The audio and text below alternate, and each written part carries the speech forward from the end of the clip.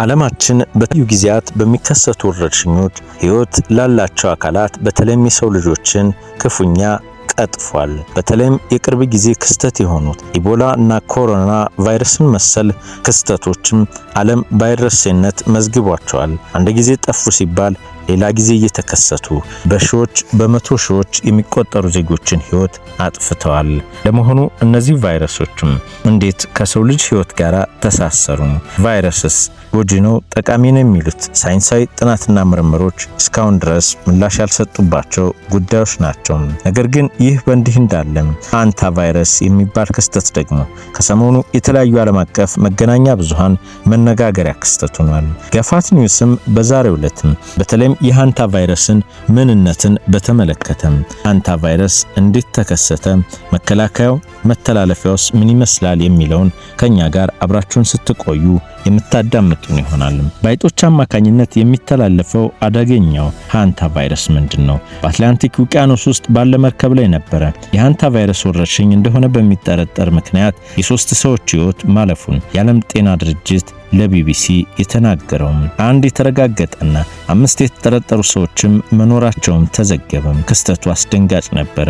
አንድ የ69 ዓመት እንግሊዛዊ ዜጋ በደቡብ አፍሪካ ጆሃንስበርግ ውስጥ እንክብካቤ እየተደረገላቸው መገኘት የአካባቢው ባለስልጣናት በኋላ ላይ ቫይረሱ እንዳለባቸው ለቢቢሲ መናገራቸው ደግሞ በድህነት አሮንቃ ውስጥ በምትገኘው አፍሪካ ይህ ቫይረስ መግባት ከዛም ባለፍ ሲል በርካቶችም እንደሚሉት ይህ ቫይረስ ከኑሮ ዝቅተኛ ካላቸው የህብረተሰብ ክፍሎች ጋር ቀጥተኛ ግንኙነት እንዳለው በሚገለጽበትም አፍሪካ ላይ መገኘቱ ሌላ ክስተት ሆነ።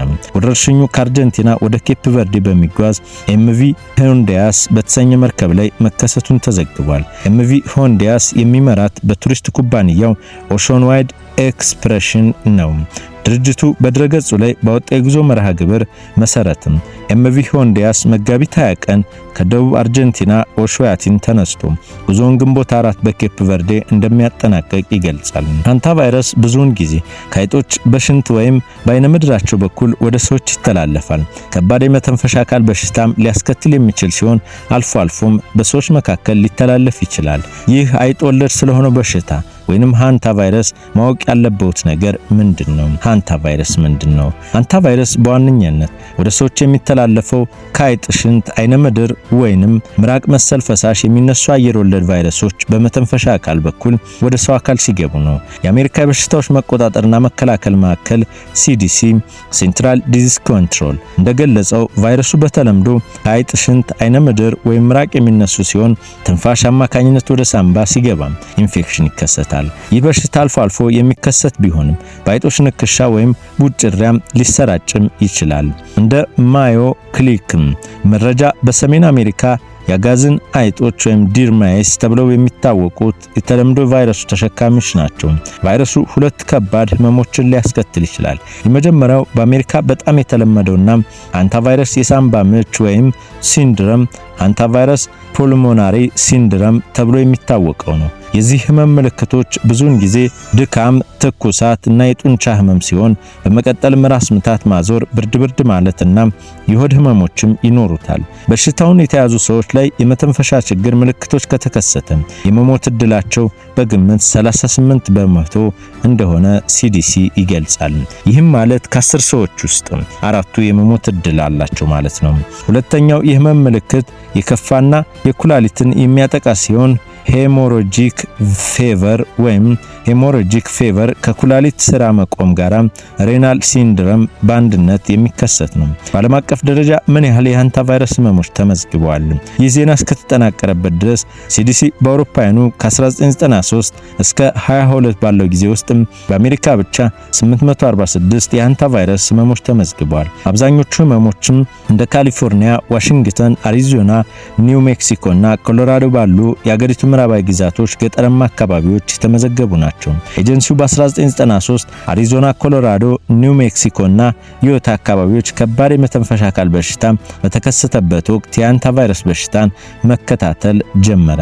በዓለም አቀፍ ደረጃ በየዓመቱ ወደ 150 ሺህ የሚጠጉ ሄሞሮጂክ ፌቨር ከኩላሊት ስራ መስተጓጎል ሬናል ሲንድረም ጋራ ሊኖሩ እንደሚችል የብሔራዊ ጤና ጥበቃ ተቋማት መረጃም አመላክቷል።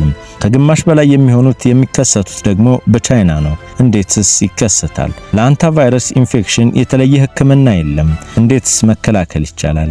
ሲዲሲ የበሽታዎች ምልክቶችን ለማከም ደጋፊ እንክብካቤዎችን ማድረግን ይመክራል። ከባድ የህመም ምልክት ያለባቸው ሰዎች በሆስፒታሎች የጽኑ ህሙማን ክፍሎች ውስጥ መተኛት ሊያስፈልጋቸው ይችላል። በጣም ከባድ ሁኔታ ውስጥ የታመሙ ግለሰቦች ደግሞ በአፍና አፍንጫቸው ቱቦ ተሰክቶ አስፈላጊውን ሕክምና ሊሰጣቸው ይገባል። ሲዲሲ ለቫይረሱ የሚኖር ተጋላጭነትን ለመቀነስ በቤት ውስጥ ሆነ በስራ ቦታ ከአይጦች ጋር ያለውን ንክኪ ማስወገድን ይመክራል። ኤጀንሲው አይጦች ወደ ቤት የሚገቡባቸውን ቀዳዳዎችን መሬት ላይም ሆነ በኮርኒስ በኩል ያሉትን ክፍተቶች መድፈንም አስፈላጊ መሆኑን ይመክራል። የአይጥ አይነ ምድር ሆነ ሌሎች ፈሳሾችን ሲያጸዱ አፍና አፍንጫን መሸፈን፣ ጓንት ማድረግ ይመከራል። ቫይረሱ ከዚህ ውጭ ሌሎች መተላለፊያ መንገዶች የሉትም። ስለዚህ ይላል ከአይጥና መሰል እንስሳት መራቅ ዋነኛው የበሽታው መከላከያ ነው። ሕክምናው ግን እስካሁን ምንም የተባለለት ነገር የለም። ልክ እንደ ሌሎች በሽታዎች ሁሉ የሃንታቫይረስም በቀላሉ የሚድን በቀላሉም የሚተላለፍ አይደለም ይላሉ።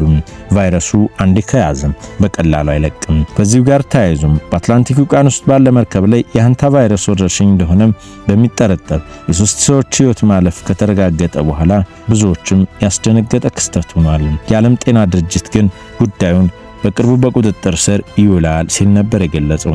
ክቡራትና ክቡራን የጋፋት ኒውስ ቤተሰቦቻችን ስላዳመጣችሁን እናመሰግናለን። ጋፋት ኒውስን ሰብስክራይብ፣ ኮሜንትና ላይክ ያድርጉ።